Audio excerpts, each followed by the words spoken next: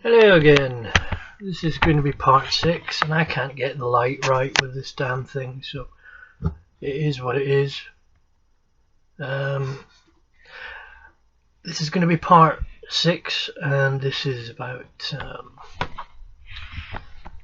things going pretty down fast in Edinburgh. Me being stalked by some people, and how I sort of coped with it. And I didn't cope very well, so I was 21 and had the relationship going with Gary, and I was fucking around Edinburgh, and I'd met this American called Tom who went back to America, and he sent me some of the photos that were taken of me and him in the bedroom. Quite innocent, just me and him lying on the bed, and he sent me a nice letter, this chap Tom. I think, looking back, I thought I'd sort of fallen for Tom more than Gary, and it was all these confusing things going on, but I still loved Gary dearly, and there was a lot of confusing things going on. At this time I was working with, I had the full-time job with Leonard Cheshire Services, and it was a great job with a great bunch of people I worked with. One morning I went into work, don't know what day, doesn't matter, and I was about 21, and I went into work, and my boss had this look on her face, and she said, "I need to speak to you," and everything was very quiet, and she handed me this brown envelope, and she said this was put through the letterbox, it was here this morning, and it wasn't addressed to anyone, and it was one of the photographs of me with this American chap Tom lying in the bed, a photograph, and it had some little rhyme, little riddle on the back. I don't know exactly what it said, and I was just blown away. So she was very understanding. My immediate boss was a bit of a, at that time she was a bit funny, but she was very supportive with this, and she said, "Look, I understand. Do you have any idea who's done this?" Because it come through with every intent for somebody else to open it, not me to open it. If the person who put it through the door wanted me to open it, they would have addressed it to me. So, you know, that was it. We got the police involved. I spoke to Gary. I told Gary everything that had happened. I'd met this American, and the first place to go was, my first thought was this gay couple who the American stayed with, and I thought, well, they must have kept copies of these photographs, and they must have put it through the door and put this little riddle on the back, and the riddle was typed onto the photograph. It was all very eerie and very creepy, very stalker. Not even stalker-like. This was the beginning of me being stalked, and it was nightmarish. So I wrote here, I got the police involved. They visited the two queens that Tom stayed with, because I remembered exactly where I went, where it was. I remembered the door and everything. What happened then was the police lady who was involved, who was not very friendly, she spoke to everyone, and she came back to me and said, she asked me, is there something else that I want to tell her?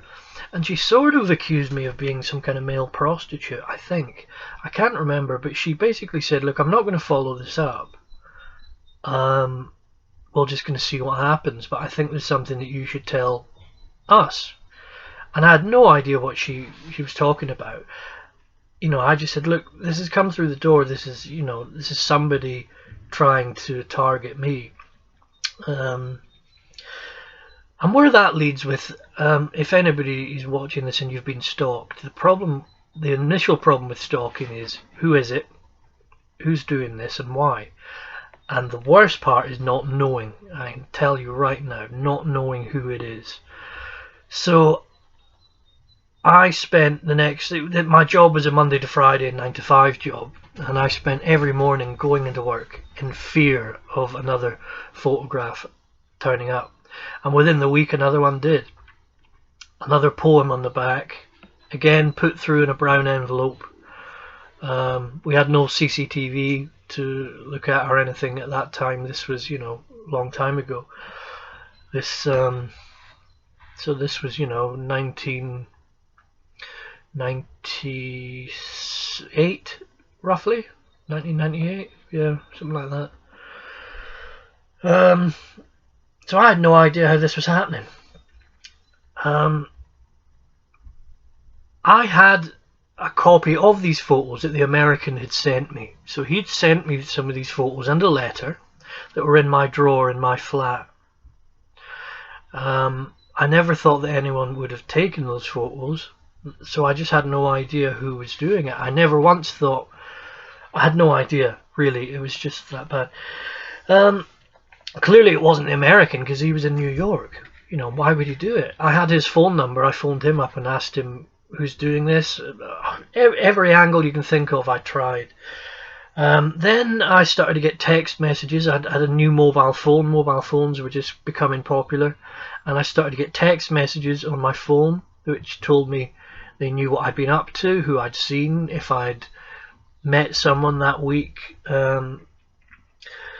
What also happened was all the toilets in Edinburgh started to, there was a black pen or red pen, permanent ink, and it would have Keith XX and somebody's name, and it would be somebody that I may have met in my duration, by the time I'd been in Edinburgh, only a year roughly, but this person seemed to know everything that I was doing. They were watching me, clearly.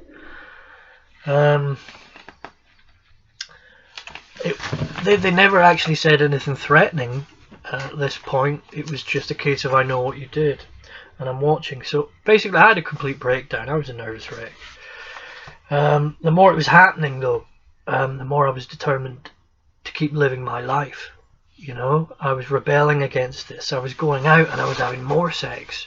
I was almost like, fuck you, watch me, do your worst. But every single waking second of every day was, who is this?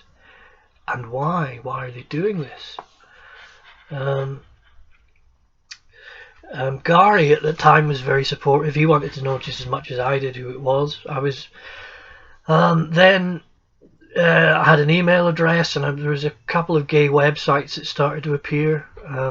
Somehow this persons had got my email address, and they were emailing me from what we had back then.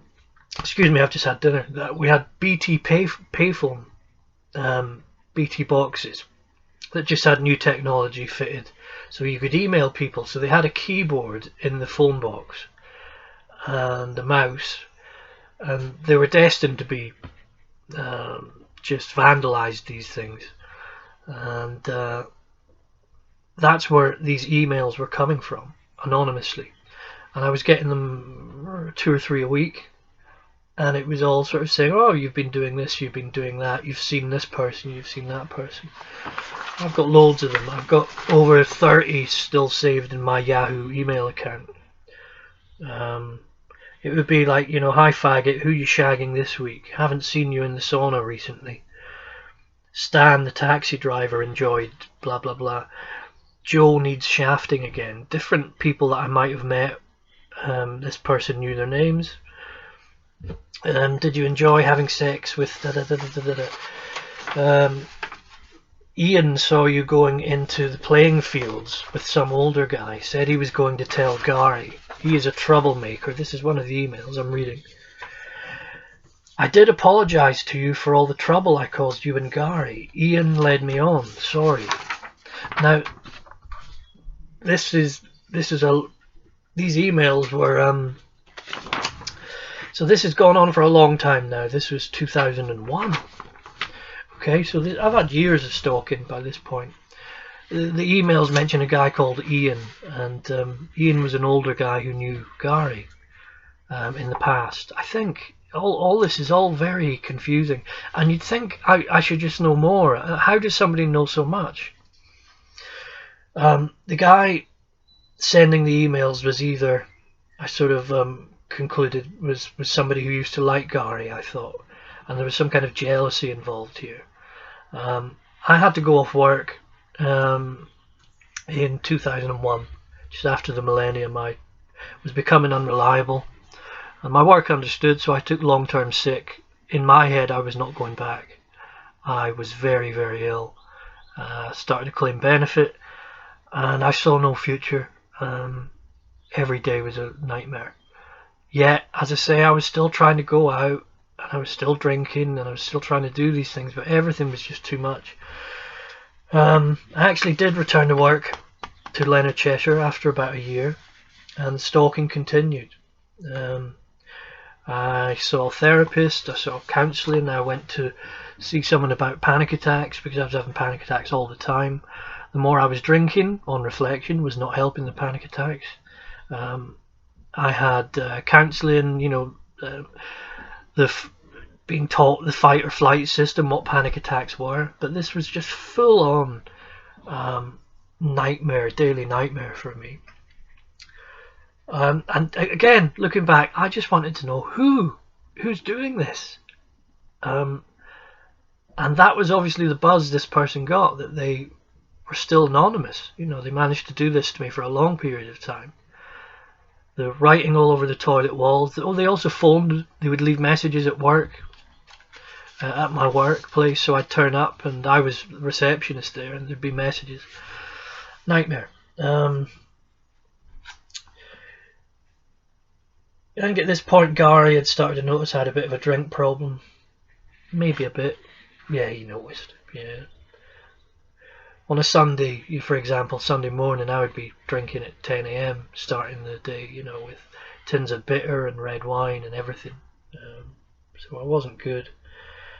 There's so many cruising spots in Edinburgh that, I did them all. I was doing them all. And this stalker was still following me and knowing where I'd been and what I'd done. I started to go to the sauna more frequently, trying to stay away for a little while. I tried that. Instead of going out cruising where this person or persons could see me, I started going to the sauna, and this person still seemed to know names of people I'd been with. It was just insane.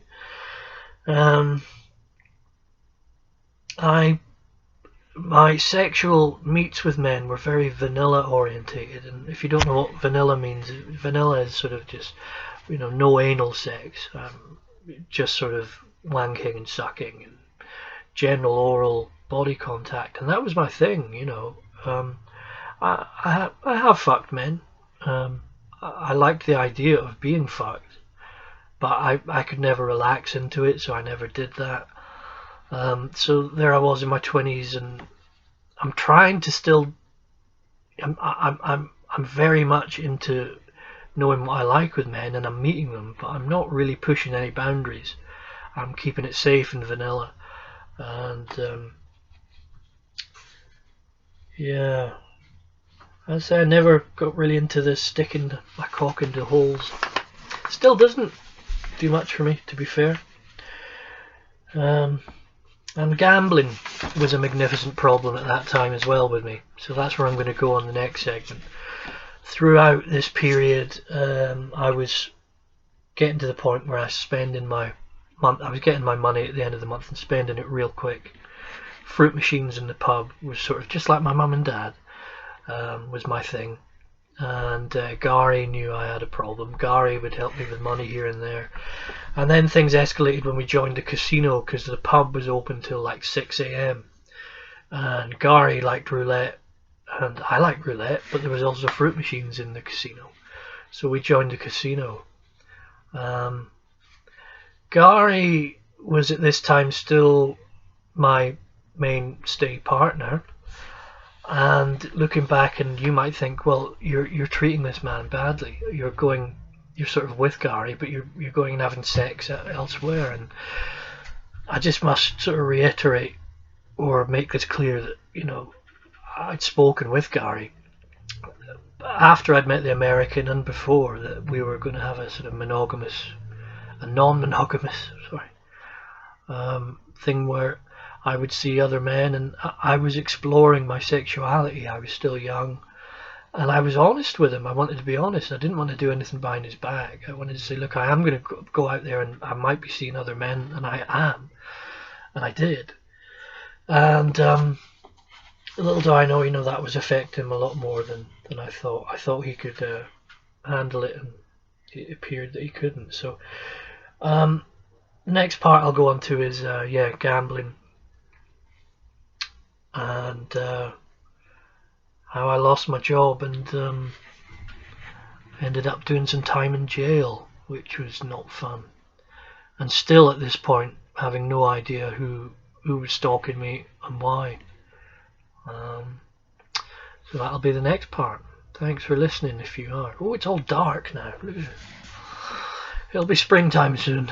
Maybe my mood will lift.